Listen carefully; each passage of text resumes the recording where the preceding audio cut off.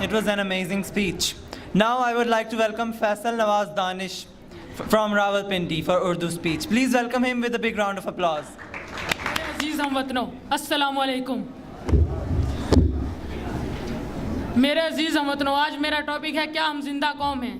تو میرا آپ سب سے سوال ہے کیونکہ آپ پاکستانی ہیں, آپ مسلمان ہیں, آپ بتائیں کیا ہم زندہ قوم ہیں؟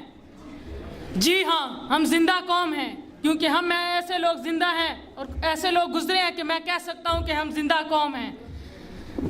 جناب والا ہم یہ بھول جاتے ہیں کہ ہم ابن رشدی ہی نہیں, ہم جابر ہیں, ہم کندی ہیں, ہم ابن خلدون طبری ہیں, ہم ابن سینا, ابن الہیثم البیرونی توسی ہیں, ہم شاعری میں شیرازی ہیں, ہم نغمہ گری میں فردوسی ہیں, ہم خیان حنیشہ پور کے, ہم رومی کی مثنوی ہیں, ہم افسوس بنے تو بھلے شاہ, ہم ساز بنے تو وارث شاہ, ہم عقل بنے تو شاہ لطیف, ہم رقص بنے, ہم وشت بنے, ہم سچل سر مست بنے. جب جنگ ہوئی تو دلہا دریا خان بنے, جب امن ہوا تو اکبر کے 9 رتن بنے. جی ہاں جناب والا ہم زندہ قوم ہیں کیونکہ ہم لوگوں کی سوچیں آزاد ہیں. جن قوموں کی سوچیں آزاد ہوتی ہیں وہ غلامی کے اندر ہونے کے باوجود بھی زندہ ہوتی ہیں. تو آپ بتائیں کیا آپ کی سوچیں آزاد نہیں ہیں؟ آپ سوچ سکتے ہیں کہ وہ بندہ کیسا ہے, میں کیسا ہوں, کیونکہ آپ کی سوچیں آزاد ہیں, آپ کو بولنے کا حق دیا گیا ہے.